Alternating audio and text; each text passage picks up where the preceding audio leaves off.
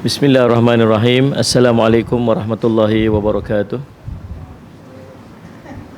Alhamdulillahirabbil alamin wal aqibatu lil muttaqin ala umuri dunya waddin.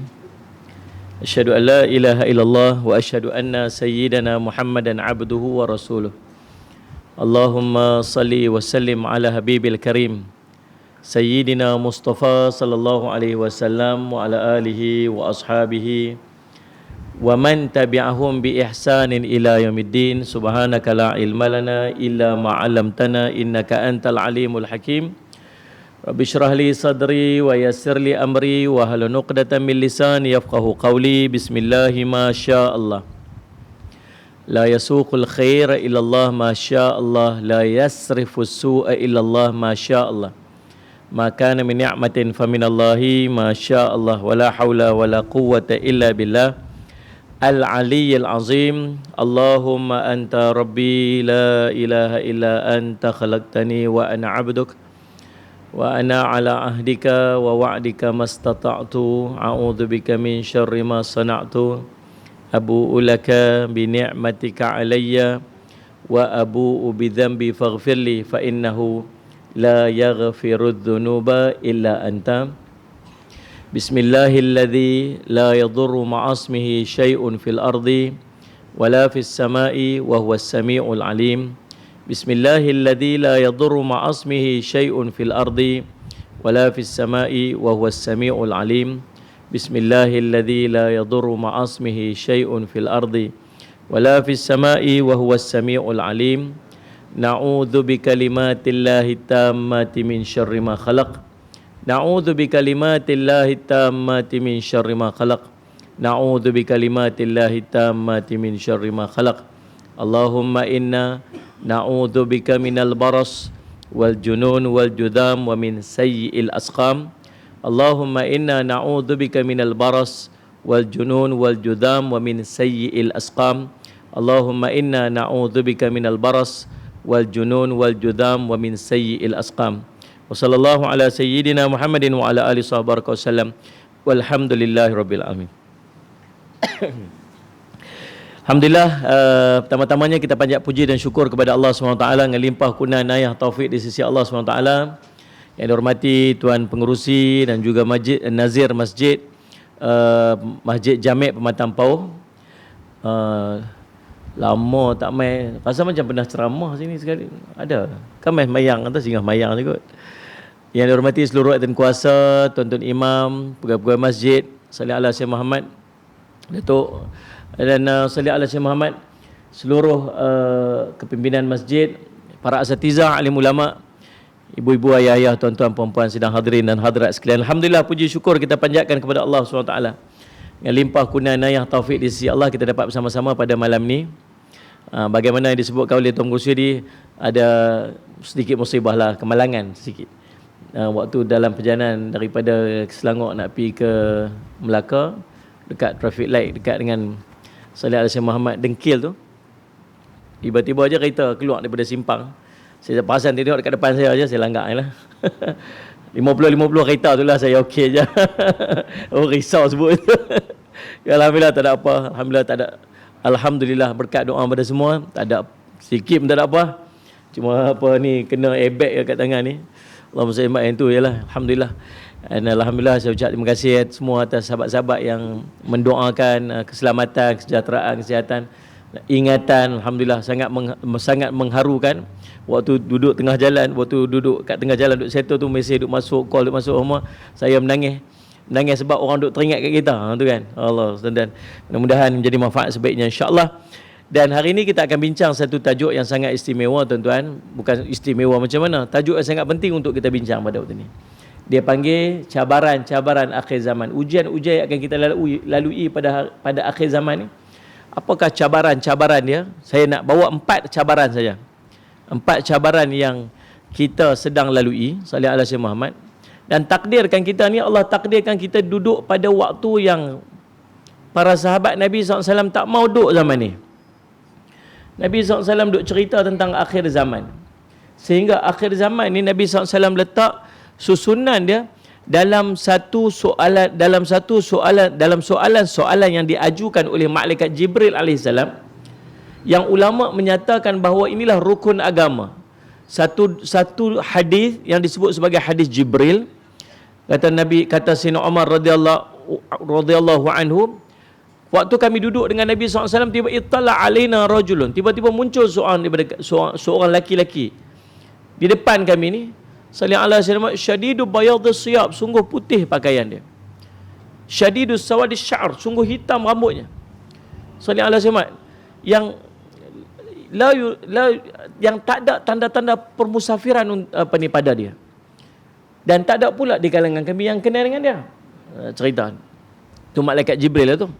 Kemudian hatta jalasa ila Nabi SAW fa asnada rukbatayhi ila rukbatayhi, letak dua tapak tangan di depan Allahumma salli, letak dua lututnya bertemu dengan lutut Nabi SAW. Kemudian wadha kafai ala fakhdhai, meletakkan dua tapak tangan atas paha dia. Lalu dia tanya soalan-soalan yang sangat penting dekat Nabi SAW. Dan kata ulama, pasal apa dia mai dalam keadaan macam tu, pelik, sebab nak perhatian orang kepada apa soalan yang nak ditanya oleh malaikat Jibril tu.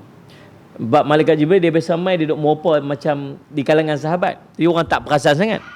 Tapi hari tu dia tak merupa macam sahabat, dia merupa jadi orang yang pelik. Bila pelik ni, orang akan perhati, ni siapa pula mai ni, mau berkat tengok kan, tengok atas bawah. Dia mai duduk terus depan Nabi SAW, bertemu dengan lutut Nabi SAW. Tanya 4 soalan. 4 soalan ni lah ulama kata apa? Rukun agama. Apa soalannya? Yang pertama, akhbirni anil Islam, ceritakan kepada aku tentang Islam. Nabi SAW pun cerita 5 rukun Islam. Penting tak ni? Penting, sangat penting. Dia asas. Kemudian, dan Nabi SAW sebut, jawab dah tentang rukun Islam. Dia kata, dia jawab sadaqta. Dia pula memperkenalkan kata Nabi SAW. Fa'ajibnal wa yusaddiqu. Kami pun heran, dia yang tanya lalu dia pula membenarkan, kata Sayyidina Umar radhiyallahu anhu. Lalu soalan kedua dia tanya, akhbirni anil iman, ceritakan kepada aku pula tentang iman. Allahumma salli ala Sayyidina Muhammad. Lalu Nabi SAW pun menjawab 6 rukun iman. Salli ala Sayyidina Muhammad. Dia kata sadaqta, kamu benar lagi. Kemudian, penting tak 2 soalan ni? Rukun Islam penting, rukun iman penting. Soalan nombor 3, dia tanya akhbirni anil ihsan, ceritakan kepada aku tentang ihsan. Salli ala Sayyidina Muhammad. Lalu Nabi SAW kata apa? Anta'budallaha ka'annaka tarahu fa illam takun tarahu fa innahu yaraka. Kamu ibadat pada Allah seperti mana kamu nampak Allah. Tapi kalau kamu tak nampak Allah, ingat Allah melihat kamu. Penting tak tentang ihsan ni? Penting.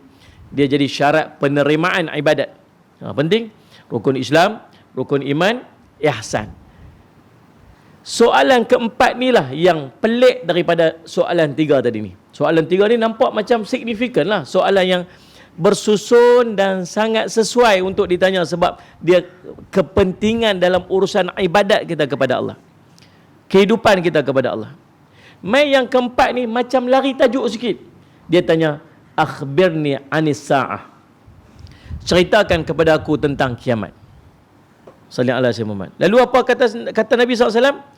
Orang yang bertanya lebih tahu lagi daripada orang yang ditanya. Para sahabat semua duduk tengok ni. Lalu dia tanya, akhbirni an amaratiha, kalau macam tu ceritakan kepada aku tentang tanda-tanda kiamat. Yang ni Nabi SAW jawab, antalidal amatu rabbataha, kamu tengok seorang ibu melahirkan tuan-tuan dia. Kamu melihat pula orang-orang yang tidak berkasut, tidak berpakaian, miskin, berlumba-lumba membina bangunan-bangunan yang tinggi. Itu Nabi SAW jawab. Kemudian dah habis selesai tu, Nabi SAW tanya dekat Sayyidina Umar, ya Umar, atadru man sa'ah, atadru sallallahu alaihi wasallam, kamu kenal tak siapa yang bertanya tadi ni?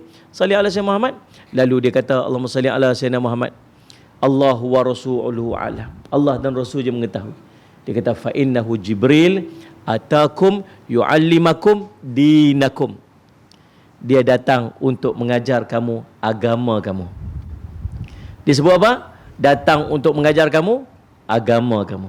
So maksudnya dalam soalan tu, yang pertama rukun Islam, yang kedua rukun iman, yang ketiga tentang ihsan, yang keempat tentang kiamat, termasuk dalam soalan-soalan agama kamu. Tu nak cerita penting. Pasal apa tuan-tuan? Penting sangat sampai dia duduk dalam susunan macam tu. Sebab apa yang akan berlaku di akhir zaman ini merupakan ujian yang sangat besar kepada orang yang duduk pada zaman tu. Fitnah akhir zaman ni tuan-tuan, sampai kita duduk dalam keadaan kita tak tahu kata kita duduk dalam fitnah. Nabi sebut seperti apa? Seperti malam yang gelap. Malam, bukan setakat malam, gelap pula. Satu riwayat lain sebut semut hitam duduk atas batu hitam pada malam yang gelap. Ada tak semut tu? Ada. Ada tak batu tu? Ada. Nampak tak? Tak nampak. Pasal apa? Gelap. Bukan setakat malam. Gelap pula. Itulah gambaran dan keadaan macam mana fitnah yang berlegar pada orang-orang yang duduk pada fasa akhir zaman ni.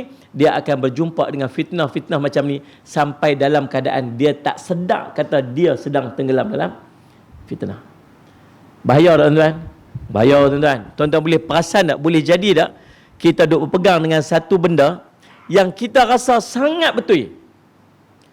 Kita rasa akulah paling betul sekali ni. Kemudian orang semua kata dak hang salah. Tuan-tuan dengar ni, saya nak bagi gambaran ni. Dia kata saya betul. Ni kami punya pegangan ni, pendapat kami ni, amalan kami ni betul. Orang semua kata salah. Orang kampung kata salah, tu imam kata salah, ustaz kata salah, mufti kata salah. Dia kata, tak, aku betul. Lepas tu, orang kata ada, hang tengok, semua orang kata hang salah. Dia kata, memang lagu tu, akhir zaman ni, yang betul tu, orang kata salah. Yang salah tu, orang kata betul. Ada 73 kelompok, satu je yang betul. Hang tahu tak siapa? 73 dengan satu mana banyak? Dia kata kita pula. Kita pula kau kepala. Macam aku pula salah. Dia kata, saya lihat Syekh. Dia kata, memang, yang akan masuk tu syurga tu sikit. Nabi Adam AS waktu dia buat keluar dalil kat kita ni. Ni saya cerita dalil depa tadi. Dia kata Nabi Adam AS Allah panggil, ambil humban umat anak cucu kamu dalam neraka. Berapa ni nak masuk neraka ni Allah? Daripada 1999 masuk neraka. Seorang je masuk syurga. Masuk kata apa? 999 tu sikit. Salih ala 999 tu banyak, satu tu sikit. Jadi kami yang sikit ni lah betul. Kalau hang rasa hang nak betul, hang ikut kami. Kita pula garu kepala. Entah dia betul apa? Balik duk pening, tidur tak lena, roplah. Dan ni cerita akhir zaman. Tuan-tuan, Allah salih Muhammad. Tuan-tuan, nak cerita. Jadi zaman dan waktu ni waktu yang sangat menakutkan. Yang kita tak tahu sampai ke tahap kita tak tahu siapa betul siapa salah. Tuan-tuan. Baik, Allahumma shalli. Antara cabaran, ni kita nak masuk dia punya tajuk ni lah. Dia kuliah waktu SOP ni kali waktu PKP kali lama-lama. Jam 4 ni dalam pukul 12 tu kita berhenti lah. Boleh pukul 12? Boleh lah, apa aku nak balik. Tak mandi gini. Allah, terlajak pula cakap. Selalu maju lah kita, tuan-tuan. Salih ala Muhammad. Jadi tuan-tuan, Allah salih ala Muhammad. Allahumma salli yang pertama, Allahumma salli ala Muhammad. Cabaran akidah. Nombor satu sekali yang berlaku sekarang ni tuan-tuan ialah cabaran akidah. Allahumma salli ala Muhammad. Saya ada dua mesyuarat yang saya lalui, yang saya ikuti, yang bagi risau hati kita duk fikir apa duk jadi. Nombor satunya tuan-tuan, Allahumma salli ala Muhammad, ada gerakan-gerakan daripada agama lain yang dia masuk ke peringkat sekolah menengah. Kalau anda tak kacau sangat, sekolah menengah masuk IPT, dan dia bawa satu pahaman, Allahumma salli ala Muhammad, Jesus dalam hati, Islam di luar. Tuan-tuan, so kita tengok budak-budak ni dia macam budak-budak kita lah.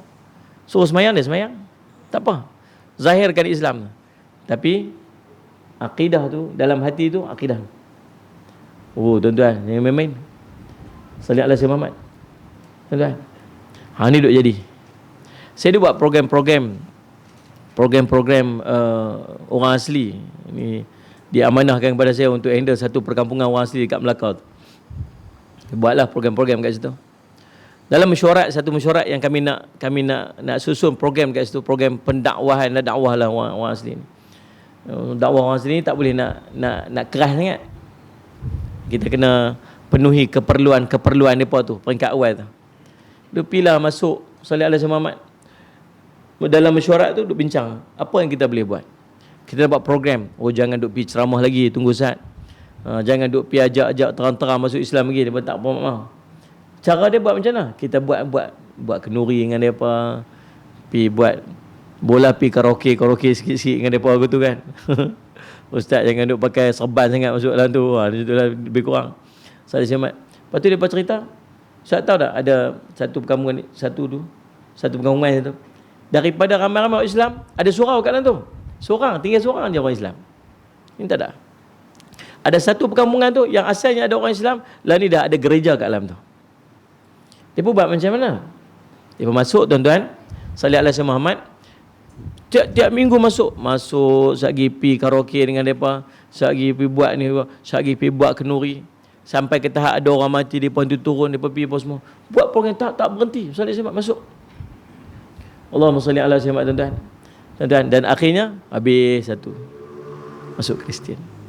Tuan-tuan, Allahumma salli. Ni benda yang duk jadi dalam masyarakat kita. Tuan-tuan, anak-anak kita terdedah dengan suasana yang macam ni. Akidah saya sangat kuat.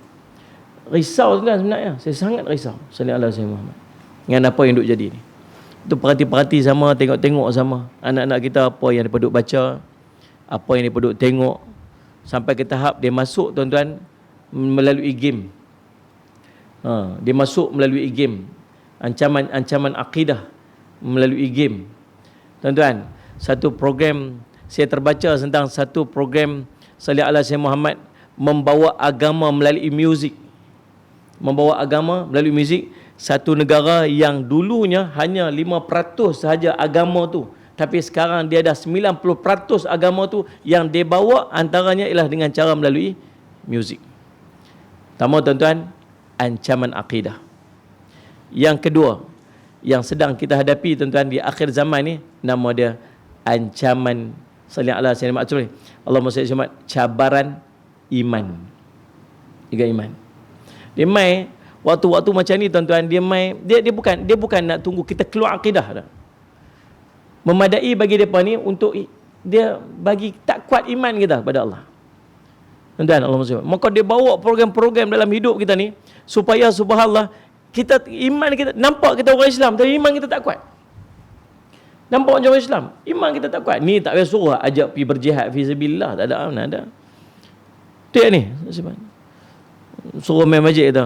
Marah masjid tak buka, masjid buka lama dah, hang yang tak main. Ni bukan cerita pergi berjihad, perang lagi, suruh main masjid tu. Tiap hari tulis masjid tak buka lah, apa mana macam.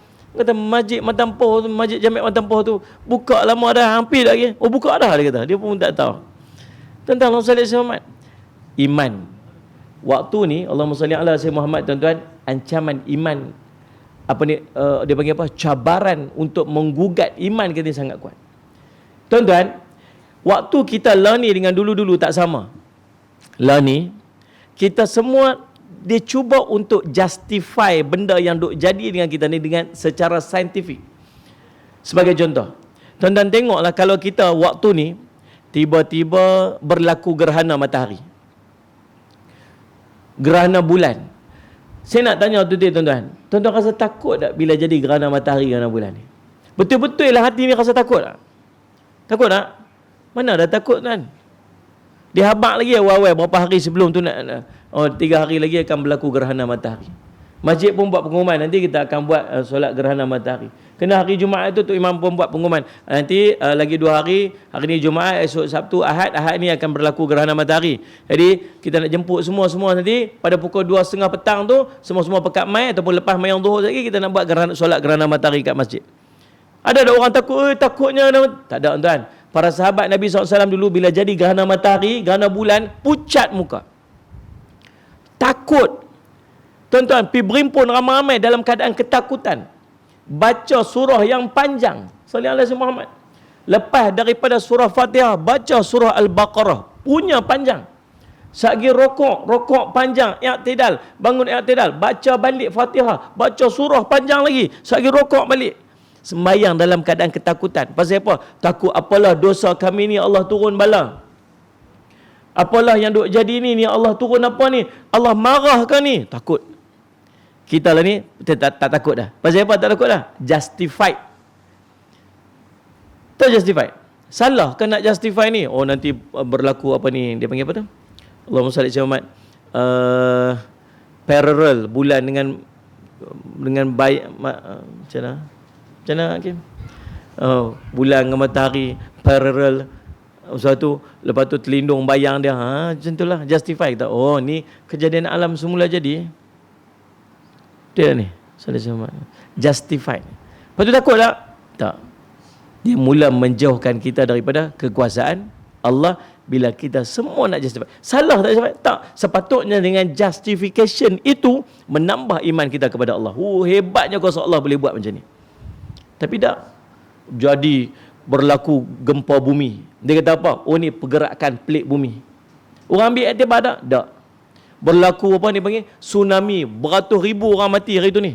Dia kata tak, ini pergerakan pelik bumi berlaku dekat bawah tanah. Dasar laut apa semua tu. Dia tolak tu. Ayak naik lagu tu. Apa semua sebagainya. Semua justified. Akhirnya kita dah sikit pun tak rasa kebesaran Allah. Kita rasa apa? Kita rasa ini semua fenomena alam semula jadi. Ni macam jadi kita COVID-19 ni. Tuan-tuan tak rasakah kod-kod ni ada salah kita tak mana-mana? Tak sudut tunjuk orang. Kita suka tunjuk orang. Hari tu waktu jadi COVID-19 ni, waktu mula-mula jadi hari tu ni, waktu tu coronavirus. Dia berkata, ni pasal abang ni lah yang pergi pakai kain telekung dekat Kaabah tu. Ni abang ni je pasal lah pakai kain telekung kat Kaabah itu, habis semua orang tak boleh pergi Mekah lepas tu. Tak pasal kau tu kena kan. Dan saya teringat satu kisah. Allahumma salli ala sayyidina Muhammad. Allahumma salli ala sayyidina Muhammad. Kisah yang tercatat dalam kitab Allahumma salli ala sayyidina Muhammad, salli ala sayyidina At-Tawwabun ataupun At-Tawwabin, karangan Allahumma salli ala Ibnu Qudamah Al-Maqdisi. Dia cerita dalam kisah, dalam satu riwayat tu ada satu kaum Nabi Musa AS. Berlaku kemarau yang panjang. Kemarau teruk. Allahumma salli ala sayyidina Muhammad. Allahumma salli ala sayyidina Muhammad. Lalu depa ramai-ramai pergi jumpa Nabi Musa AS. Salli ala sayyidina Muhammad. Depa pergi, wahai Nabi Musa, tolong sat minta dekat Tuhan, minta ke Allah agar Allah turunkan hujan ni. Jumlah kaum yang ramainya orang yang pergi jumpa Nabi Musa tu sekitar 70,000 orang dalam riwayat tu cerita. Lalu Nabi Musa pun angkat tangan, ya Allah, salli ala sayyidina Muhammad, turunkanlah hujan. Apa Nabi Musa kata? Apa Allah kata kat Nabi Musa? Wahai Musa, sesungguhnya rahmat Allah terhenti. Ya Allah, hujan tak turun ni. Rahmat Allah tak turun ni sebab ada seorang dalam ramai-ramai ni, ada seorang dia ni dah buat dosa selama 40 tahun. Pasal dialah yang hujan ni tak turun. Lalu Allah kata, wahai Musa, suruh dia keluar daripada kelompok ni. Kalau dia keluar daripada kelompok ni, nanti hujan akan kembali turun. Allahumma salli ala sayyidina Muhammad. Lalu kata Nabi Musa, macam mana aku nak sampaikan, ya Allah, ni orang ramai ni, macam mana kamu cakap je, aku yang akan sampaikan. Lalu Musa pun katalah, wahai tuan-tuan sekalian, sesungguhnya bala ni turun ni pasal ada seorang daripada kalangan kita yang kekal buat dosa. Saya minta orang tu tolong keluar daripada kelompok ni. Kalau dia keluar kelompok ni, insya-Allah rahmat Allah akan kembali turun. Dalam ramai-ramai tu, ada seorang tu dia berasa macam Nabi Musa duk kata kat dia. Dia kata, akulah ni, bukan orang lain ni. Akulah ni, bukan orang lain ni. Boleh jadi tak kalau kita duduk posisi di atas, kita kata apa? Ni orang ni lah ni. Siapa lah yang buat dosa banyak sangat ni? Pak ni. Dia kata, akulah ni bukan orang lain ni. Dia tengok kiri, dia tengok kanan, orang duk menangis, dia tengok anak-anak kelaparan, dia mula rasa bersalah. Kata, akulah ni, ya Allah, rupa-rupanya orang duduk dalam susah ni pasal aku. Ya Allah, ya Allah. Lepas tu dia mula menangis dan dia mula minta ampun. Ya Allah, ampun dosa aku, ya Allah, ampun dosa aku, ya Allah, ampun dosa aku. Lalu dia dia bertaubat dengan dosa-dosa. Nak keluar tak berani. Dia tahu salah dia. Kalau dia keluar saja, tuan boleh bayang kalau dia minta keluar ke mana. Minta tumpang lalu, saya nak keluar saat tumpang lalu. Ni Nabi Musa kata, saya lah tu tumpang lalu tu. Rajin lah tuan-tuan. Pakai selamat kawan tu tak ada nak keluar. Lalu tuan-tuan Allah salli ala Sayyidina Muhammad, dia kata, dia minta ampun pada Allah, dan sungguh lepas tu hujan pun turun. Dalam waktu tu juga hujan turun. Nabi Musa pun heran. Dia kata, ya Allah, tadi engkau kata ada seorang yang dia buat dosa 40 tahun. Dan kalau dia keluar daripada kelompok ni baru rahmat Allah akan turun. Tapi aku tak nampak siapa pun keluar. Apa yang berlaku ni Allah? Dia kata sungguh orang tu telah bertaubat dan aku ampunkan dosa dia.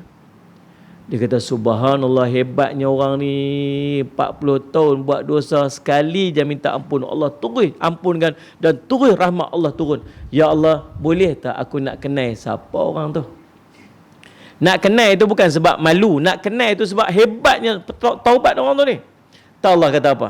Sungguh waktu dia buat dosa dulu aku sembunyikan, apatah lagi lepas dia bertaubat, lagilah aku nak sembunyikan siapa dia tu.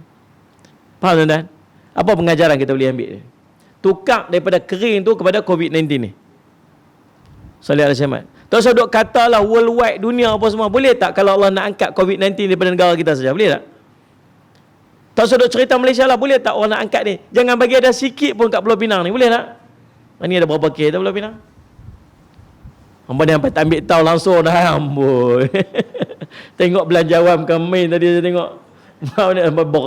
Beribu-ribu view. Tengok. Tak mau ambil tahu dah COVID-19. Boleh tak kalau Allah nak cabut ni? Allah nak angkat tu, tak mau bagi ada langsung. Satu pun tak ada kat bumi Malaysia ni. Boleh tak? Boleh tak? Boleh. Salih alaihi wasallam. Ataupun benda tu ada tapi dia tak memudaratkan. Boleh tak? Boleh. Ataupun benda tu ada tapi Allah mengangkat daripada hati kita, hilang rasa ketakutan. Tak ada. Salih alaihi Muhammad. Manusia tak ada, manusia dah tak ada rasa takut dengan dia. Allah selamat. Boleh tak? Boleh Allah nak buat. Salih alaihi Muhammad. Lepas tu jangan duk tengok apa. Oh kalau salah, oh ni yang dunia jadi, ni dekat China jadi, oh kat Amerika jadi. Tak usah duk tengok kat orang. Cuba tengok kat kita ni. Dan boleh jadi tak benda tu jadi pasal kita. Bukan pasal abang tadi yang pakai kain telekung kat Kaabah. Salih alaihi Muhammad. Boleh jadi tak pasal kita. Bukan pasal orang yang sedang duk minum arak walaupun dalam keadaan macam ni. Boleh dia? Boleh tak? Jangan memandang dosa orang tu sebagai mengundang kemurkaan kepada mungkin kita yang belagak baik ni. Bila kita buat dosa tu Allah marah sangat kat kita. Dan bukan setakat kita, semua orang kena. Tuan-tuan, Muhammad, dia ni pasal dia seorang habis semua orang kena. Salih alaihi wasallam. Sebab tu demai tang ni nama iman. Salih alaihi wasallam. Demai tang ni nama iman. Bila jadi musibah dan wabak macam ni, apa yang Allah suruh buat? Allah suruh kita dekatkan diri kita dekat dia. Salih alaihi Muhammad. Allah suruh kita banyak doa kat dia. Allah suruh kita bangun untuk berqiyamul lail. Tak usah duk kira teori konspirasi tuan-tuan. Sungguh saya sebut ni. Tuan-tuan tahu tak? Sampai kiamat mereka akan buat teori konspirasi. Tu memang kerja dia. Orang Yahudi nak buat konspirasi apa? Saya terbaca satu artikel. Salih alaihi Muhammad baca jugalah. Orang Islam kata ini teori, ini konspirasi Yahudi untuk merosakkan orang Islam di akhir zaman. Di barat pula kata apa? Rupanya ini teori orang Islam untuk mengislamkan manusia di seluruh dunia. Pula dah. Kata, eloklah hampa pakai-pakai. Tak, kadang-kadang Ustaz Syed, teori konspirasi untuk merosakkan Islam, untuk jauhkan orang daripada Islam, ni akan bergerak sampai ke hari kiamat. Tugas kita buat apa? Tugas kita ialah mempertahankan akidah kita daripada semua konspirasi ni. Itu tugas kita nak buat. Tuan-tuan, lalu apa jadi kat kita lah ni? Tuan-tuan tengok, sepatutnya bila jadi musibah, bila jadi wabak, apa kita kena buat? Dekatkan diri kita kepada Allah. Siapa yang turunkan wabak? Allah turunkan wabak. Siapa yang boleh mengangkat wabak? Allah yang boleh mengangkat wabak.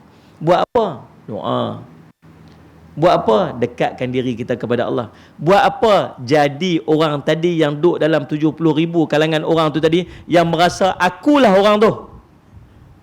Dan dengan dia berasa dia tu orang tu, apa dia buat? Dia taubat pada Allah. Dan mungkin memang sungguh turun tu pasal kita. Sungguh yang duk jadi kot Pulau Pinang ni pasal kita. Boleh jadi? Salih Azimat. Doa pasal mereka pergi hari tu berhimpun ramai tu, mereka pekat-pekat buat balik. Tak, mungkin itu asbab dia. Tapi penyakit tu dibawa mai dekat tempat kita, yang Allah boleh saja nak hindarkan kalau Allah tak mau mai tempat kita ni. Tu faham tak ni? Dan mungkin dia punca daripada kita. Daripada kita duk tunjuk kat orang, baik tunjuk kat diri kita sendiri. Perbetul diri kita adalah waktu ni waktu wabak, jauh diri daripada maksiat. Tak patut orang waktu duduk dalam wabak ni duk buat maksiat. Dan di antara maksiat yang Allah paling marah sekali, tahu apa dia? Gaduh sama orang Islam. Nak marah sikit ni, geram sungguh.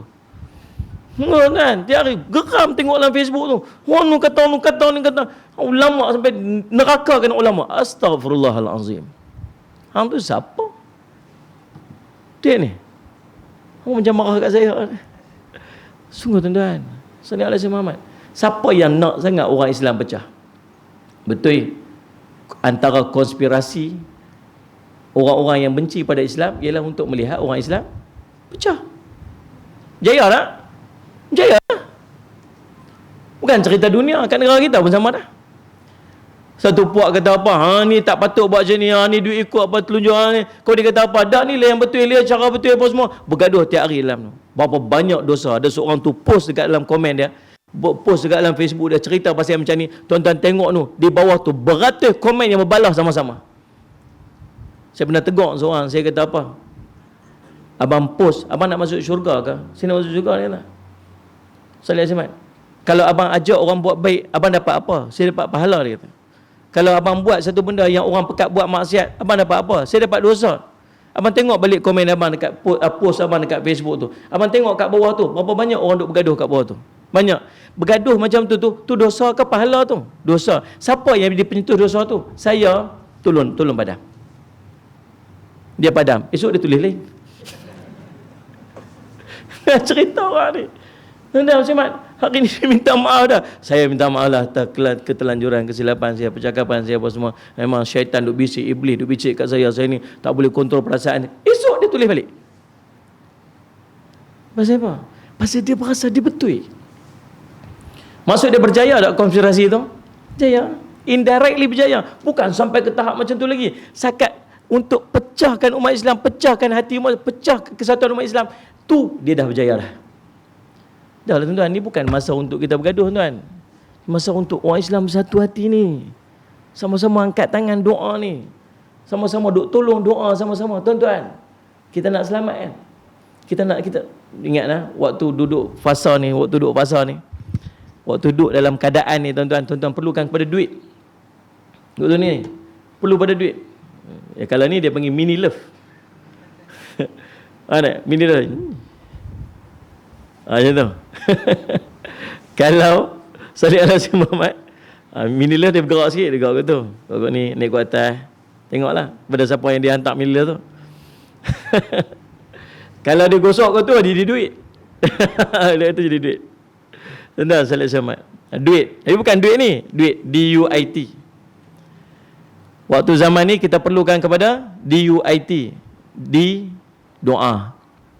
Waktu ni kita perlukan kekuatan doa. Doa. Macam mana nak bagi doa tu mustajab? Macam mana doa mustajab? Macam mana doa mustajab? Pertama, jauh diri pada dosa. Doa mustajab. Tu dah ni. Salih Alaihi Muhammad. Jadi waktu duduk dalam wabak ni, boleh tak lagi buat dosa? Tak sahlah. Janganlah. Salih Alaihi Muhammad. Nah, tak payahlah. Tak payah duk buat dosa. Cari. Allahumma salli alaihi. Waktu PKP hari tu. Kemudian ada sebagai tempat PKPD lah ni. Tak boleh keluar pergi mana? Tuan-tuan PKP apa ni? B. Macam tak B je. Saya dapat surat boleh bergerak sepanjang. Nak pergi mana boleh? Surat tu. Kemana surat tu? Tahu atas dashboard dah. Subhanallah. Tuan-tuan, Allah sallallahu alaihi wasallam. Tuan-tuan, PKPB ni. Waktu zaman PKP ni orang tak keluar rumah. Patutnya lah tak keluar rumah. Bila tak keluar rumah, orang banyak guna internet. Internet sangat banyak guna. Dan di antara laman paling popular waktu PKP ni, laman dia porno nama dia. Tuan-tuan, di antara laman paling popular yang diikuti, yang dilayari waktu ni, nama dia laman porno. Tahu laman porno? Video-video lucah. Tuan-tuan, saya nak cerita. Patutnya bila duduk dalam ni contoh, satu contoh ni. Bila duduk dalam wabak buat apa? Jauh daripada dosa, doa kita makbul. Angkat tangan. Tadi doa yang kita duk baca ni. Bismillahilladzi la yadurru ma'asmihi syai'un fil ardi wala fis sama'i wa huwas samiul alim. Ni saya nak minta semua ni tolong amal doa ni tiap-tiap kali, 3 kali pagi, 3 kali petang. Ni macam ubat kan? 3 kali pagi, 3 kali petang Nabi SAW sebut. Beramal dengan doa ni nanti sallallahu alaihi wasallam Muhammad, dia tak terkena musibah hari tu. Dia tak kena musibah hari tu. Sallallahu alaihi wasallam Muhammad. Baru ni yang saya accident kan. Pagi tu saya baca doa tu. Bismillahirrahmanirrahim. Baca doa. Saya ingat pasal pagi, tiap-tiap pagi saya akan ada kuliah online saya. Surah Tuna, dan tiap-tiap hari saya akan baca doa ni. Kemudian waktu naik kereta tu rasa baca Bismillahirrahmanirrahim la yadurru ma'asmi syai'un fil ardi wala fis sama'i wasamiul alim.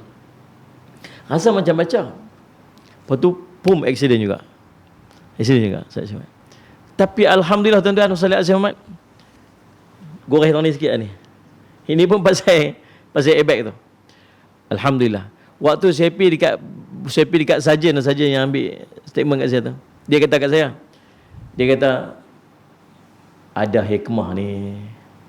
Kalau ni kena tak ni, entah-entah nu ada benda besar lagi kat sana. Kita tak tahu. Jadi apa yang berlaku dalam hidup ni, semua ada benda yang tersembunyi. Dia tazkirah saya tuan. Dia tazkirah saya. Saya pun dengar betul. Jadi biasa macam tu lah. Dia Allah sembunyi, kita bukan tahu, dia kata. Jadi kadang-kadang Allah bagi yang musibah-musibah kecil-kecil ni, mungkin di sana ada musibah lebih besar yang kita tak tahu, yang tersembunyi apa semua. Lah hati saya kata apa, macam kuliah saya aja. Nak cerita. Tapi kita tahu sallallahu alaihi wasallam, Allah akan selamatkan kita. Sebab Nabi SAW jamin apa? Tak akan berlaku musibah atas dia. Seorang sahabat yang meriwayatkan hadis ni, tiba-tiba dia lumpuh. Lalu orang pekat-pekat pergi ziarah dia, dia kata, wahai tuan, sallallahu alaihi wasallam Muhammad, Allahumma salli ala sayyidina Muhammad, kamu meriwayatkan hadis yang cerita tentang siapa beramal dengan doa ni, dia tak kena wabak, dia tak kena musibah. Tapi kamu ni kena penyakit lumpuh. Dia kata, aku tidak berdusta atas nama Nabi, aku tidak berdusta atas nama sahabat meriwayatkan kepada Nabi, tapi sungguh pada hari aku ditimpa penyakit ni, aku hari itu terlupa untuk membaca doa ni. So dia cerita apa? Baliknya takdir Allah SWT. Baliknya takdir kepada Allah. Jadi pertama, sallallahu alaihi wasallam, doa yang pertama, nak bagi makbul doa, jauh pada dosa. Jangan buat dosa. Yang kedua, sallallahu alaihi wasallam Muhammad, nak makbul doa ni tuan-tuan, kena jaga makan. Jaga makan. Allahumma salli ala sayyidina Muhammad. Jaga makan ni macam mana? Pastikan makanan yang kita makan itu daripada sumber yang halal. Sebab dia terkait dengan makbulnya doa. Nabi SAW diminta oleh seorang sahabat bernama Sa'ad. Dia kata, ya Rasulullah, boleh tak minta pada Allah agar doa aku ni makbul? Kata Nabi SAW, Allahumma salli ala sayyidina Muhammad, jagalah apa yang masuk ke dalam perutmu, nescaya Allah akan memakbulkan doamu. Tapi balik pula pada cerita akhir zaman ni, tentang bab makan ni, Nabi SAW kata apa? Akan datang satu zaman. Ni akhir zaman ni. Akan datang satu zaman kepada manusia di mana seseorang sudah tidak peduli daripada mana dia mendapatkan harta. Dari yang halal ataupun yang haram. Hadis riwayat Imam An-Nasa'i. Jadi taklah ni, Allahumma salli ala Muhammad. Tuan-tuan, Allahumma salli ala Muhammad. Kita makan ikut dan. kita tak jaga amanah yang Allah bagi dekat kita. Ni berapa ramai orang yang duduk depan saya ni yang kerja. Bila mai zaman ni saya nak kait dengan COVID-19 ni saja. Waktu PKP ni, PKP, PKPB, PKPB, PKPD. Saudara Syekh Muhammad.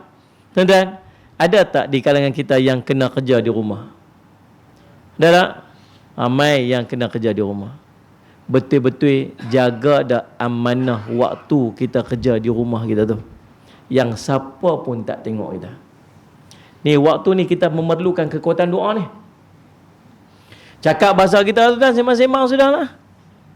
Tak? Benda yang kita duduk lalu tiap-tiap hari. Terus duduk sembang lah, cerita orang tinggi-tinggi ni apa, rasuah lah, ambil rasuah. Cerita ni, layman ni macam kita ni. Orang kita ni. Saya lihat Syahmat, yang terpaksa untuk bekerja di rumah. Duduk di rumah yang dia tak perlukan kepada punch card. Betul-betul yang empat jawab, betul-betul yang empat bangkit tidur ke apa. Ni. Betul-betul bangkit tidur ke apa. Syagi tidur balik pukul berapa? Sallallahu alaihi Muhammad. Betul-betul buat tak kerja macam mana yang dituntut pada kita, sebab gaji kita dibayar penuh. Macam mana kita kerja kat pejabat itu? Amanah. Rezeki tuan-tuan, jangan main-main. Sallallahu alaihi Muhammad. Fadzakkara ar-rajul yutilu safar asy'atha aghbar yamuddu yadayhi ila sama ya rabbi wa mat'amuhu haramun wa mashrabuhu haramun wa malbasuhu haramun wa ghudhiya bil harami fa anna yustajabu lahu, atau kama qala Rasul sallallahu alaihi wasallam. Orang yang jauh perjalanan dia bermusafir, kusut masai rambut dia dengan permusafiran tersebut, angkat tangan tinggi-tinggi, ya Allah, ya Tuhanku, wahai Tuhanku, wahai Tuhanku, merayu merintih ke Allah, tapi makannya haram, minumnya haram, pakaiannya dibeli daripada benda yang haram, diisi perutnya dengan benda yang haram. Bagaimanakah doanya tak dimustajabkan oleh Allah? Betul tak? Bayar gaji sehari RM80, 8 jam kerja, 1 jam RM10, kira senang macam tu lah. Tapi waktu PKP yang kena kerja kat rumah, betul-betul kerja pukul berapa jam? 2 jam. Maaf ni, dia serelum baju kelawak bini dia, masak kat dapur. Ni saya tukar, dia pula masak kat dapur. Salih Syekh Muhammad. Tuan-tuan, lalu subhanallah, saya pergi lipat baju, saya pergi sidai baju. Siapa? Laki. Mana orang laki-laki dengan sidai baju dengan main, tuan-tuan? Dia maruah oh. Kalau dia pergi sidai baju kawan dia, pergi viral video dia, tuan-tuan, mau sebulan tak keluar rumah. Subhanallah, tuan-tuan. Oh, salih Syekh Muhammad. Tuan-tuan, betul-betul ikhlas jawablah hati kita. Ada tak waktu sepanjang PKP ni yang kita berdoa kepada Allah agar Allah jauhkan kita dan keluarga kita daripada wabak ni, dan masyarakat kita dan negara kita daripada wabak ni? Tuan-tuan, tiba-tiba pada waktu yang sama kita duk makan daripada sumber yang haram bila kita tak amanah dalam kerja yang kita duk buat pada setiap hari. Tuan-tuan nampak tak benda-benda macam ni? Patut pasal apa duk angkat tangan tak makbul tak tahu? Pasal apa duk minta jauh pada dia makan duk main tak tahu? Sebab kita makin terdedah kepada benda macam ni. Dulu kita pergi kerja office, tuan-tuan, paling tidak sejam dua aja kita culah. Lah ni tak telefon kat telinga, lena. Bos telefon, siap dah kerja. Siap 5 minit. Lena, nipu. Ni. Tuan-tuan, Allahumma salli ala sayyidina Muhammad. Nampak tak? Makan yang haram. Doa tak makbul. Nak makbul doa, makan yang halal. Yang ketiga, makbul doa. Macam mana nak jadi makbul doa ni? Sallallahu alaihi Muhammad. Dekatkan diri kepada Allah dengan banyak melakukan ibadat sunat. Hadis Nabi SAW. Nabi SAW cerita, Allahumma salli ala Sayyidina Muhammad. Allahumma salli ala Sayyidina Muhammad. Seorang itu, Allah sebut dalam sebuah hadis qudsi, dia beribadat kepadaku dengan memperbanyakkan ibadat sunat sehingga aku pun mencintainya. Lalu apabila aku mencintainya, akulah yang akan menjadi matanya, dengan mata itu dia melihat. Akulah yang akan menjadi telinganya, dengan telinga itu dia mendengar. Akulah yang akan menjadi tangannya, dengan tangan itu dia memegang. Akulah menjadi kakinya, dengan kaki itu dia berjalan. Setiap daripada doanya aku akan makbulkan. Dan apabila dia minta pertolongan, aku akan berikan kepadanya pertolongan.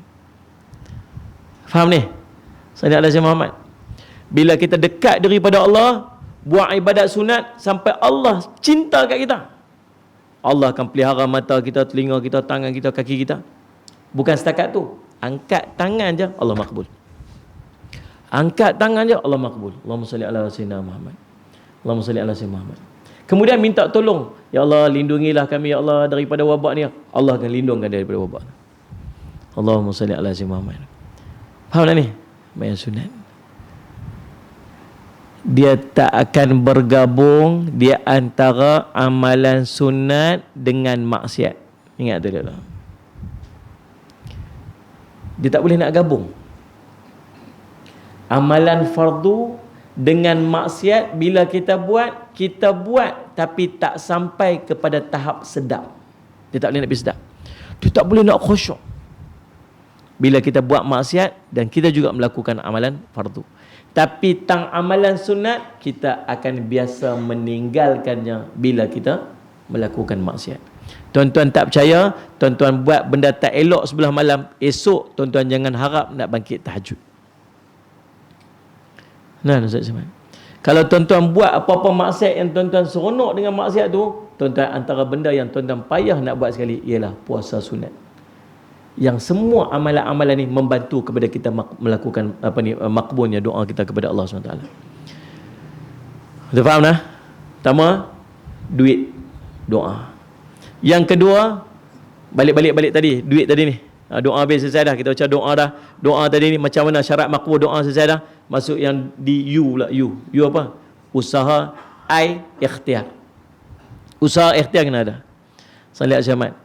Mereka buat kajian, mereka kata apa, oh ni dia tersebar melalui apa, melalui ni droplets ni, lagi dia pi kawan sebelah pi sedut pula masuk kat dia, itulah berjangkit apa semuanya.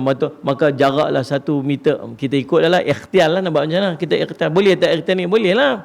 Memang Nabi SAW suruh ikhtiar. Sebab tu Nabi SAW kata apa, kalau ada satu wabak satu tempat tu jangan pergi masuk kat dalam dia, yang duduk kat dalam tu jangan keluar. Pasal apa? Ikhtiar lah tu. Nabi SAW sebut pula dalam satu hadis yang lain, larilah kamu daripada penyakit berjangkit macam mana kamu lari pada singa. Suruh lari tu apa? Tak yakinkah dengan takdir Allah? Yakinlah dengan takdir Allah. Tapi kita memilih takdir yang baik berbanding takdir buruk. Kata Sayyidina Umar radhiyallahu anhu. Takdir juga tu. Sallallahu alaihi wasallam. Pi turih pun takdir juga. Elak diri pun takdir juga. Sallallahu alaihi wasallam. Memilih untuk takdir yang baik berbanding takdir yang buruk. Sallallahu alaihi wasallam. Ikhtiar. Sallallahu alaihi wasallam. Nah, bawa sejadahnya, pakai masknya. Allahumma salli alaihi wasallam. Nah, pakai hand sanitizernya, cuci tangan, semua ikhtiar lah. Salli alaihi wasallam. Dan siapa tak teringin nak sembahyang soft rapat-rapat. Saya teringin, ada orang marah saya. Kata ustaz ni, tak, saya pun duduk kempen suruh orang sembahyang soft rapat-rapat ni dulu ke. Orang Melayu ni antara kelemahan dia ialah dia sembahyang, dia jarang rapat soft. Betul kan? Lah ni duk marah orang dah soft, macamlah dia dulu rapat sangat. Dulu dia, tapi taklah sampai 1 meter tu, tapi renggang lah juga. Kita pergi perapat dia lari pula. Apa rapat? Oi, marah kita pula. Oh, dulu-dulu kan. Lah dia marah tu 1 meter, 1 meter. Allah, siapa tak teringin nak rapat soft? Saya pun teringin nak rapat soft, tuan-tuan. Rindu nak rapat soft. Allahumma salli ala sayyidina Muhammad. Rindu nak rapat soft. Nak. Tapi subhanallah Zaman buat jana orang suruh renggang pergi selesai. Tuan-tuan, saya nak tanya. Salli ala sayyidina Muhammad. Dia dah marah pula ni. Tersalah marah. Saya pun nak suruh bagi rapat-rapat. Saya tunggu Ustaz, bila tak boleh lagi lah ni. Kita sabar Ustaz. Nanti bila dah boleh rapat, kita rapat. Yang ni tak boleh, ulama' kata tak boleh rapat, kita rapat lagi, tak apa lah nak buat macam. Kita ikut lah. Kita ni bukan ulama'. Kita tak alim pun, tak pandai pun. Nak keluar nak istimbat hukum, nak buat keluar hukum, kita tak reti, bukan bidang kita. Kita ni jenis order mi makan mi je. Betul ni? Mi tu buat lagu mana, goreng lagu mana, guna perencah apa, kita tak tahu, tak apa, makan kira sedap cukup lah. Itulah peringkat kita ni. Biar loh tukang masak tu yang duk perinci-perinci. Macam itulah tang hukum ni kita ni tak reti. Bagilah alim ulama tolong masak mi kat kita, kita tolong terima aja. Cukuplah kita terangkat tu. Cumanya kalau orang duduk semayang kat sini, Tu imam duduk sembahyang kat sini. Kita sampai lambat, kita duduk kat situ. Kita sampai lambat, tu imam duduk tahiyat akhir dah. Tu imam duduk tahiyat akhir dah. Kita pun sampai-sampai kat situ, sallallahu alaihi Muhammad. Takut lagi kalau kita lajak metang ni, tu imam dah bagi salam. Dia terus je tantang pintu tu juga, dia Allahu Akbar duduk tahiyat akhir ikut tu imam ni. Saya nak tanya, sah tak sembahyang tu? Sah tak? Sah. Dapat tak dia pahala jemaah? Dapat. Cuma tak dapat pahala soft. Kan? Tuan-tuan sembahyang saja ni bukan waktu COVID-19 ni, waktu bukan COVID-19 ni, waktu tak COVID-19. Nah, waktu tak COVID pun tak, 19 pun tak. Orang duduk sembahyang ramai, tuan-tuan pergi sembahyang saja pergi renggang tu. Ni saja pergi renggang tu. Sah tak sembahyang tu? Sah tak? Sah. Dapat tak pahala jemaah dia? Dapat. Cuma tak dapat pahala sah. Merapatkan sah apa hukum dia? Sunat. Nabi suruh tak suruh rapat saf? Ya, Nabi suruh rapat saf. Tapi kalau tak rapat saf, sah tak sembahyang dia? Sah. Faham tak ni? Cuma tak dapat pahala saf lah. Merapatkan saf hukum dia sunat. Bergaduh sama orang Islam hukum dia haram. Mak ni, antara yang haram dengan sunat tu. Faham tak ni? Ni marah saya pula. Ni nak abang sedut begitulah. Nanti sampai tu hari kita rapat-rapat. Jangan sampai tahap nanti kita bergaduh, kita komplain, kita duduk petikai. Satu hari setakat mana kita ada ni, Allah ni cabut tu. Nah, Ustaz Syamad, saya duduk rumah kat Selangor. Ustaz Syamad, saya duduk pergi. Baru ni pergi Selangor. Hari itulah. Sampai-sampai waktu PKPB. Waktu Selangor je tu. Allah, tuan-tuan, satu masjid boleh masuk 4 orang, boleh masuk 6 orang. Tuan-tuan, lah ni Ustaz Syamad, 6 orang masuk. Saya pergi satu masjid besar. Dia buka satu ruang sembahyang kat situ, hujung tu sikit je. Saya nak pergi tandas tak boleh tak? Tak boleh. Tapi saya ni main daripada Kedah ni, saya nak tumpang sembahyang saat ni. Saya nak kena pergi bersih saat kat tandas saat semua. Tak boleh. Kalau saya tak masuk tandas, macam mana saya nak sembahyang ni? Tak boleh, tak tahu. Pergi sembahyang paling. Oh, yang cengeng sangat ni, SOP. Marah kita. SOP. Lepas tu, saya kata, tandas. Saya pergi senyap-senyap, saya pergi tandas tu. Dia pun nampak saya pergi, dia pun buat tak tahu. Lepas tu masuk sembahyang, masjid besar, dia buka satu ruang kecil kat situ. Satu besar mana ruang tu dia buka, saya ingat ruang ni besar ni kot. Dan saya simat 4 orang je boleh masuk. Sekali sembahyang 4 orang. Waktu sembahyang maghrib, dah ramai-ramai budak-budak motor main. Saya simat budak-budak yang grab tu kan, yang grab food tu, orang dia beratok tu. Nak sembahyang masuk, tak boleh masuk, tunggu. Guard tu duduk tunggu. 4 orang je masuk, sembahyang 4 orang. Habis bagi salam, Assalamualaikum. Yang orang nak sembahyang pula masuk. Sedihnya tuan-tuan. Hari tu boleh sembahyang kan? Pasal apa tak boleh rapat, pasal apa tu, pasal komplain. Satu hari saya takut macam tu lah. Tuan-tuan, setakat mana kita mampu buat, kita buat dulu. Setakat mana kita mampu ikut, kita ikut dulu. Setakat tu dulu.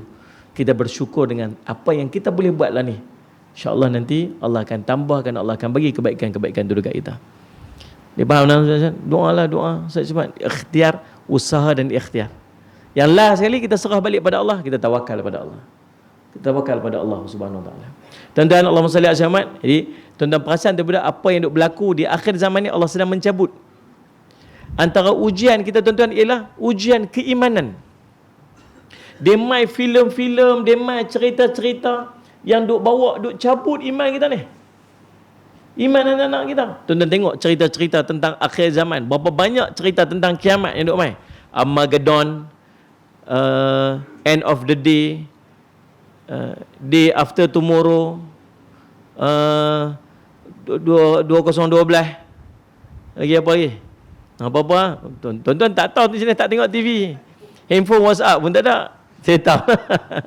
Tuan-tuan tengok macam mana cerita-cerita dia buat ni, yang macam mana dia buat gambaran dahsyatnya kiamat, tapi orang boleh selamat dengan kiamat. Dia panggil jarum tuan-tuan. Dia bukan nak bagi kita percaya, cerita je kot. Tapi dalam cerita tu dia bawa sampai tahap macam mana? Sampai ke tahap dalam di lubuk hati kita ni, Kalau betul-betul jadi kiamat, kalau kena gaya dia boleh selamat tu. Tengok 2012 tu kena. Dia ada buat kapal besar. Kan? Orang masuk dalam kapal besar, bayar satu kerusi, satu seat, 1 bilion. Lepas tu, habis hari tu kiamat hancur apa semua, tinggallah berapa 6 biji, 4 5 biji kapal ni yang selamat. Dan depa ni waktu kalender start balik 010101. Kemas. Kira, weh, le ujung hati kita. Kalau betul-betul kena gaya ni boleh selamat kiamat. Dia panggil racun-racun ataupun jarum-jarum yang duk berlaku ni dalam masa kiamat. Banyak lagi cerita-cerita. Apa ni yang keduanya, yang pertama tadi ni ujian apa dia panggil? Salat Syekh Muhammad akidah, yang kedua iman. Yang ketiga, salat ala Sayyidina Muhammad, cabaran akhir zaman tuan-tuan, cabaran untuk melakukan ibadat. Tuan-tuan, kita nak buat ibadat macam orang dulu punya nak buat ibadat tak sama. Ni bukan cerita zaman Nabi ni. Ni cerita 100 tahun ke 50 tahun sebelum daripada kita ni. Nak buat ibadat tak sama tuan-tuan. Tuan-tuan mai semayang ni tuan-tuan, salat ala Sayyidina Muhammad, duk fikir sehari nak balik tengok berita. Ni nasib baiklah bukan pembentangan belanjawan waktu tengah kuliah ni. Saya pernah tengok hari tu, saya pergi ceramah satu tempat tuan-tuan, waktu tu nak tukar kerajaan. Tahu tak? Kerajaan 22 bulan tu nak tukar kan? Waktu saya ceramah tu malam tu pekat berhimpun di hotel apa dekat KL tu. Sheraton kan? Itu. Habis semua yang duduk semua pekat duk tengok live kami tu.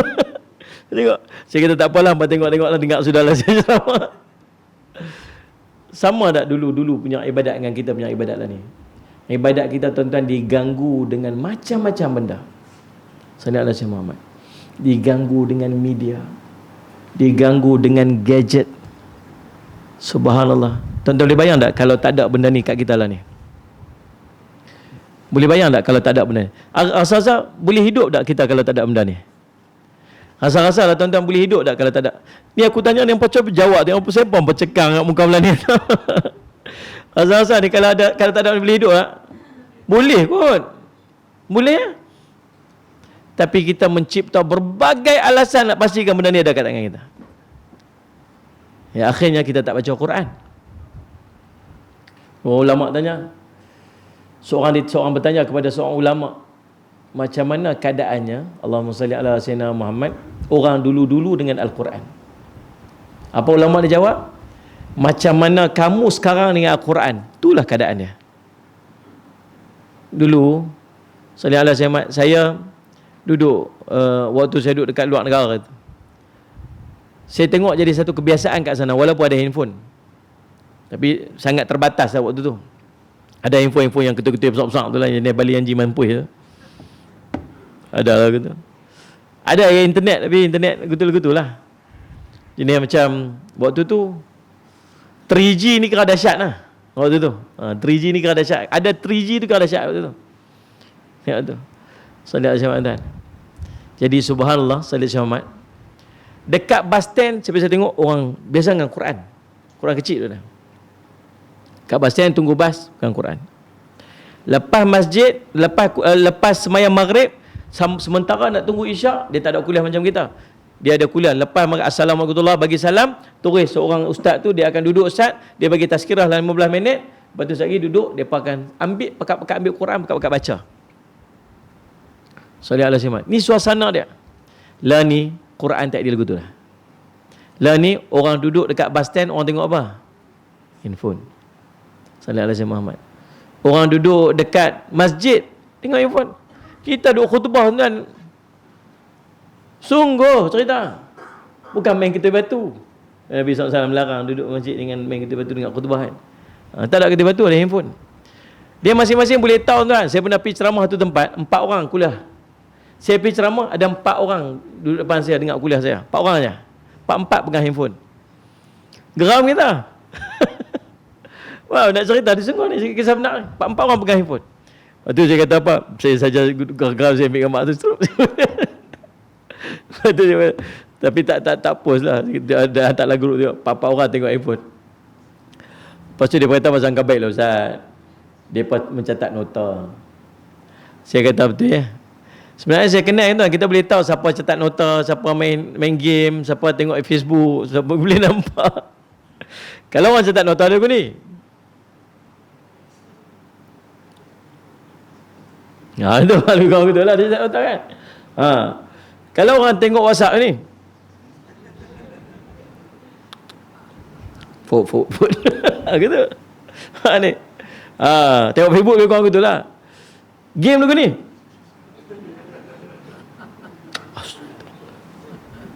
Betul dia macam sikit. So karakter tu kau boleh tahu.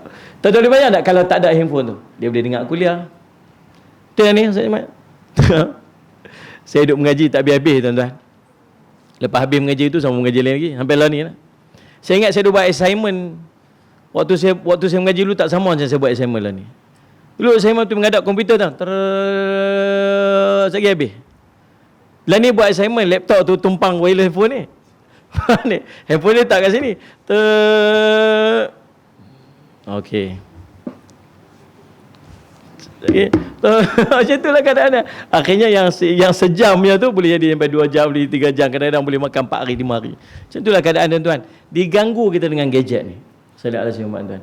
Dan kita tak boleh nafikan apa yang duk berlaku dalam kehidupan kita yang mengganggu ibadat kita ialah daripada media yang duk di depan kita. Media boleh jadi manfaat yang baik, media juga boleh merosakkan kita. Tuan-tuan jangan anggap gangguan media ni saja boleh menyebabkan tuan-tuan membuang masa daripada tuan-tuan melakukan ibadat. Dia turut mempengaruhi kekhusyukan ibadat kita kepada Allah. Tuan-tuan tengok TV, apa tuan-tuan tengok? Tuan-tuan tengok dekat dalam Facebook, apa tuan-tuan tengok? Tuan tengok dekat dalam Twitter, tuan tengok dekat dalam Instagram, apa yang tuan-tuan tengok? Saya Imam Syafi'i rahimahullah ta'ala satu hari pergi berjumpa dengan tok guru dia Imam Waqi' mengadu hafazan dia lupa. Pasal apa hafazan dia lupa? Tok guru dia kata apa? Ilmu tu cahaya, hati ni macam kaca. Cahaya dia tak akan menembusi kaca yang ada kotoran. Sallallahu alaihi Muhammad. Kotoran apa ni? Kotoran dosa. Kesnya apa? Kes Imam Syafi'i duduk berjalan, waktu nak melintas jalan, seorang perempuan terselak, ternampak betis. Ternampak. Tak ni? Ternampak betis. Sallallahu alaihi Muhammad. Lupa hafazan. Kita bukan tengok betis.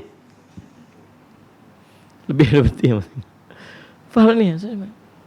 Tengok Allahumma salli ala Muhammad. Rupa-rupanya dia mengganggu ibadat. Allahumma salli ala Muhammad. Kita hilang khusyuk, kita hilang kemanisan dalam ibadat. Ni benda duk jadi, nak buat macam mana?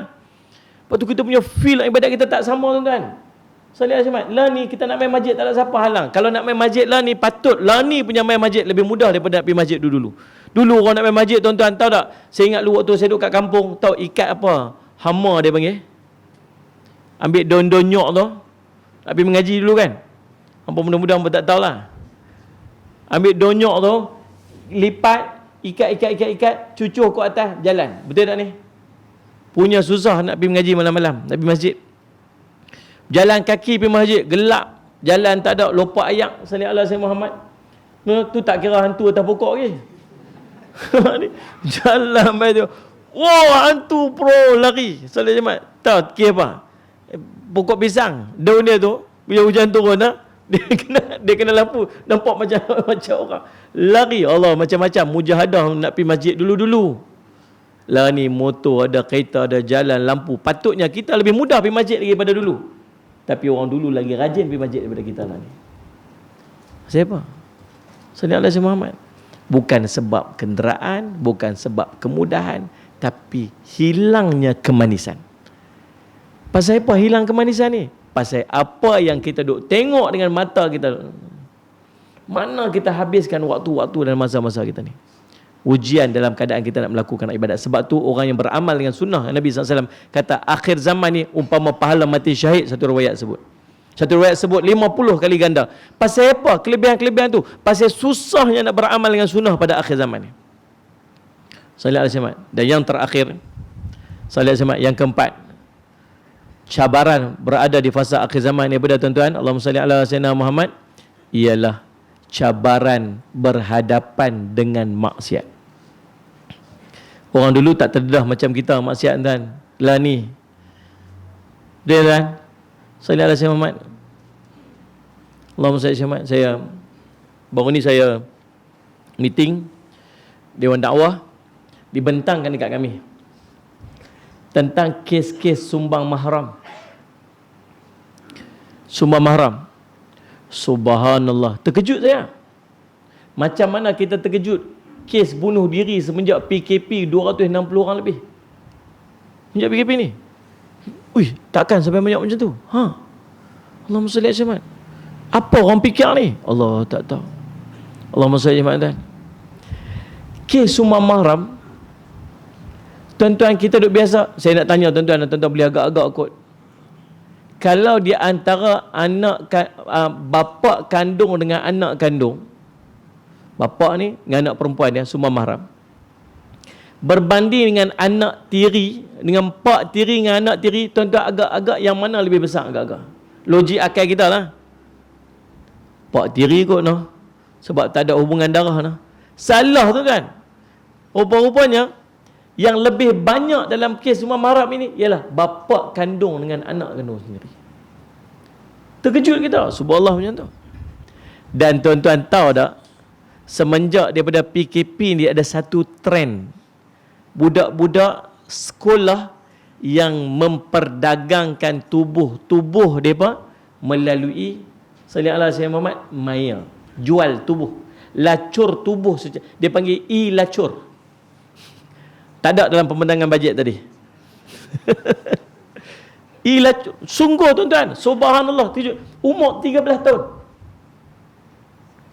Siapa nak tengok tubuh badan dia, masuk bank in duit dekat dia, sekali dia akan hantar gambar tubuh badan dia.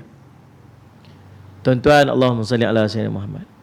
Dan mana dapat benda-benda lagu ni? Satu kes hari tu, budak laki-laki umur 10 tahun rogol dan liwat sepupu dia umur 7 tahun.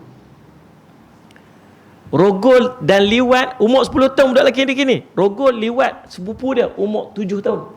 Mana dia reti benda lagu ni? Maksud apa? Terdedah kepada media. Kita tak ada benda ni macam ni dulu tuan. Kita mana reti benda lagu tu. Lagu-lagu ni tak reti dulu ni. Sallallahu alaihi Muhammad.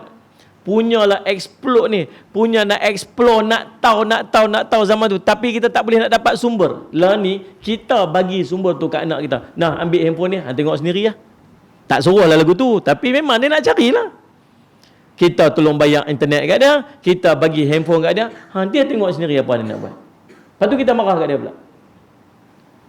Tuan-tuan, subhanallah. Terdedah kepada maksiat. Allahumma salli alaihi wasallam. Termasuklah kita tuan-tuan yang dirahmati Allah sekalian. Inilah di antara cabaran-cabaran yang sedang kita hadapi. Dan saya nak ajak tuan-tuan sekalian, macam mana kita nak menangani cabaran ni dalam tempoh 5 minit ni. InsyaAllah ada 3 perkara yang tuan-tuan kena ambil berat pada waktu ni tuan-tuan. Allahumma salli ala sayyidina Muhammad. Allahumma salli ala sayyidina Muhammad. Apa dia? 3 perkara untuk kita mengelakkan diri kita terjerumus ataupun terdedah dengan dedahan yang teruk, ataupun kita terjebak dalam, Allahumma salli, dia panggil apa, cabaran-cabaran ni. 3 perkara. Yang pertamanya tuan-tuan, Allahumma salli ala sayyidina Muhammad. Yang pertama namanya at-tauhid. Yang kedua nama dia al-ittiba. Yang ketiga nama dia at-tazkiyah. At-tauhid apa? Tuan-tuan, pada waktu ni apa yang diperlukan oleh kita dan keluarga kita dan anak-anak kita, tuan-tuan, ialah pegangan akidah yang kuat. Waktu ni kita sangat memerlukan pegangan akidah yang kuat. Didik anak-anak kita, ajak kat anak-anak kita kenal Tuhan sungguh-sungguh. Jangan tinggal majlis ilmu tu ni. Bila mai kuliah ni, ajak anak-anak kita mai sekali. Bagi depa dengar sekali, bagi depa tahu sekali. Ilmu tauhid, ilmu sangat penting untuk dia belajar. Bagi dia kenal Allah. Sallallahu alaihi Muhammad.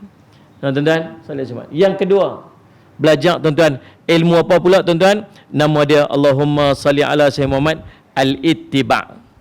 Apa maksud al-ittiba?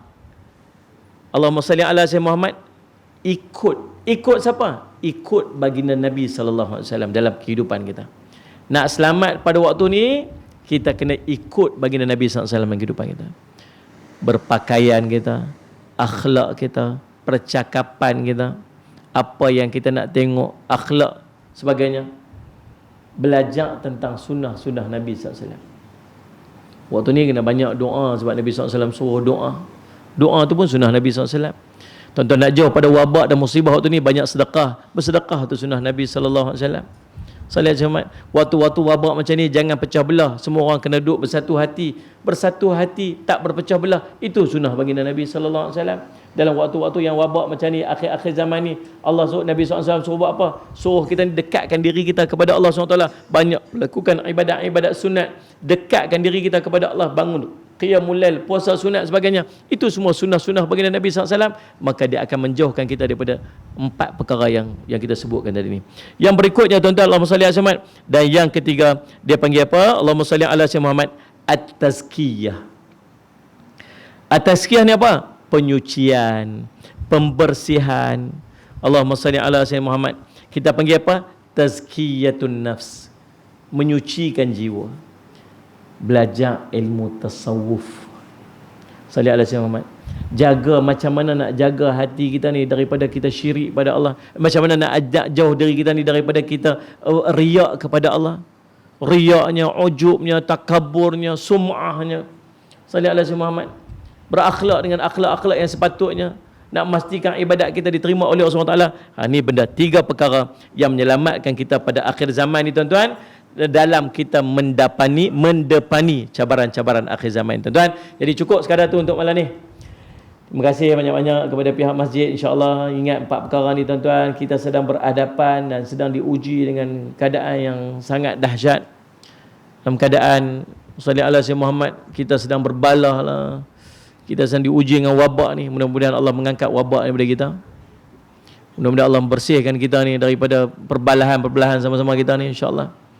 Dan mudah-mudahan insyaAllah tuan-tuan, Allahumma salli ala Muhammad, Allah mengangkat wabak ni pada negara kita, insyaAllah. Dan menjadikan negara kita ni aman daripada wabak ni, insyaAllah. Mudah-mudahan insyaAllah. Dan Allahumma salli ala Muhammad, salli ala Muhammad, Allah berikan kebaikan kepada kita dalam kita mendepani ujian-ujian dalam di akhir zaman, insyaAllah. Jadi tuan-tuan, saya minta ampun, minta maaf salah dan silap. Mudah-mudahan perhimpunan kita mendapat barakah di sisi Allah SWT. Terima kasih lagi sekali kepada pihak masjid yang sudi untuk menganjurkan program kita pada malam ni, dan pihak media yang sama-sama kita pada malam, insya-Allah. Qul qouli hadza wa astaghfirullah li wa lakum. Wassalamualaikum warahmatullahi wabarakatuh. Oh ya, sebelum tu tuan-tuan, saya nak buat pengumuman sikit, insya-Allah sikit je. Dekat luar sana, saya ada madrasah di Bandar Baru Kedah tu, lebih kurang 8 ekar saya buat. Ada pelajar tahfiz, ada pratafiz, ada wagamas. Yang kami menyediakan pengajian percuma. Mereka tak kena charge, tak kena duit apa-apa. Jadi dalam percuma tu saya nak kena cari duit juga. Nak kena cari duit untuk overhead bulanan yang mencecah RM30,000 sebulan. Jadi saya tak bawa tabung, saya tak berhajat kepada sumbangan tuan-tuan. Cuma saya minta tuan-tuan tolong bantu ekonomi madrasah saya saja. Kami buat jualan susu kambing kami tu, kami campur dengan beras perang, ginkgo biloba dengan kurma, susu kambing. Jadi insya-Allah susu ni boleh diminum umur daripada 2 tahun sampai orang tua-tua lah. Cuma buat dalam cawan, insya-Allah. Tuan-tuan boleh dapatkan dekat luar sana susu Faiz nama dia. InsyaAllah untuk membantu dana madrasah kami, Ma'had Darul Faizin. InsyaAllah, dan tuan-tuan beli tu, tuan-tuan niatlah untuk tolong madrasah kami. Yang jual dekat sini ni adalah ejen kami dekat sini. Jadi kalau tuan-tuan rasa nak sedap nanti nak beli lagi, boleh kontak balik ejen kita tu, nanti kita akan pergi hantar kat rumah. Tengoklah macam mana dia nak buat nanti. InsyaAllah. Ada jualan dekat luar sana tu, susu yang warna biru tu, kotak dia tu, insyaAllah. Wallahu alam. Assalamualaikum warahmatullahi wabarakatuh.